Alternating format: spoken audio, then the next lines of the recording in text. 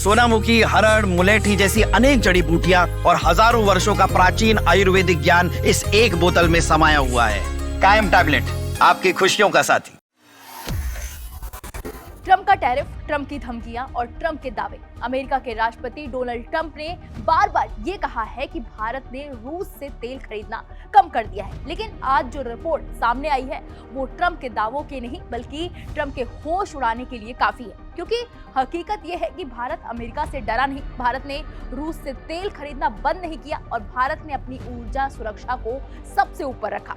हम ऐसा इसलिए कह रहे हैं क्योंकि यूरोपीय थिंक टैंक CREA यानी कि centre for research on energy and clean air की नई रिपोर्ट में बड़ा खुलासा हुआ है। इस रिपोर्ट ने रूस यूक्रेन युद्ध की पूरी आर्थिक तस्वीर दुनिया के सामने रख दी है। CREA की रिपोर्ट के मुताबिक 24 फरवरी 2022 यानी यूक्रेन पर रूस के पूर्ण पैमाने के हमले की शुरुआत से लेकर जनवरी 2026 तक रूस ने वैश्विक जीवाश्म ईंधन निर्यात से 1 ट्रिलियन यूरो से ज्यादा की कमाई कर ली है। यूक्रेन युद्ध शुरू होने के बाद से रूस ने वैश्विक स्तर पर तेल की बिक्री से करीब 1000 अरब यूरो की कमाई की है। इस दौरान चीन के बाद भारत रूसी तेल का दूसरा सबसे बड़ा खरीदार बनकर उभरा है। रिपोर्ट में कहा गया है कि ये इनकम रूस द्वारा युद्ध में इस्तेमाल की जा रही है, जिससे पश्चिमी देशों की चिंता और बढ़ गई है।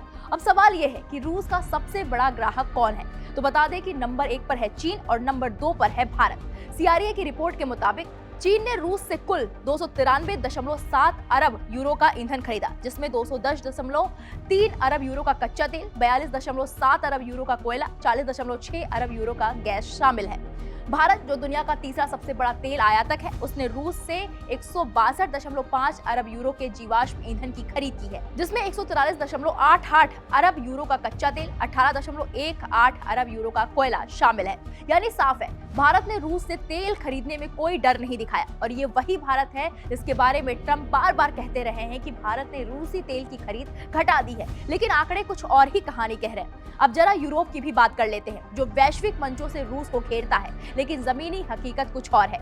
CREA के रिपोर्ट के मुताबिक यूरोपीय संघ ने भी रूस से 218.1 अरब यूरो का ईंधन खरीदा, जिसमें 106.3 अरब यूरो का तेल, 108.2 अरब यूरो की गैस, 3.5 अरब यूरो का कोयला शामिल है। यानी कुल 1 ट्रिलियन यूरो की रूसी कमाई का 5वां हिस्सा अकेले EU से आया है। हालांकि यूरोपीय संघ ने दिसंबर 2022 और फरवरी 2023 में रूसी कच्चे तेल और रिफाइंड प्रोडक्ट्स पर प्रतिबंध लगाए, लेकिन हंगरी, स्लोवाकिया जैसे देशों को पाइपलाइन के जरिए छूट दी गई। यूक्रेन युद्ध से पहले भारत के कुल कच्चे तेल आयात में रूस की हिस्सेदारी 1% से भी कम थी, लेकिन युद्ध के बाद रियायती दामों पर तेल मिलने से रूस भारत का सबसे बड़ा सप्लायर बन गया।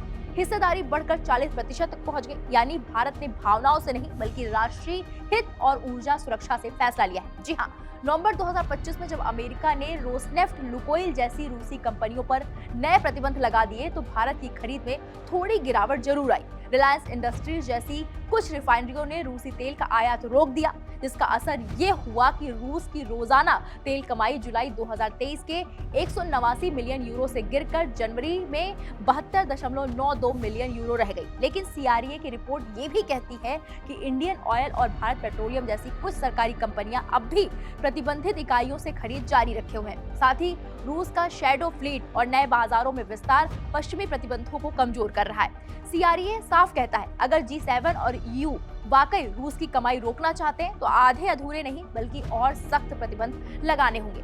लेकिन तब तक सच्चाई यही है, चीन रूस का सबसे बड़ा खरीदार है, भारत दूसरे नंबर पर है और ट्रंप के दावे आंकड़ों के आगे फीके पड़ते जा रहे हैं, क्योंकि भारत डर से नहीं हित से चलता है। फिलहाल इस पूरे मामले पर आपकी क्या राय है, मैं कमेंट बॉक्स में जरूर बताइए।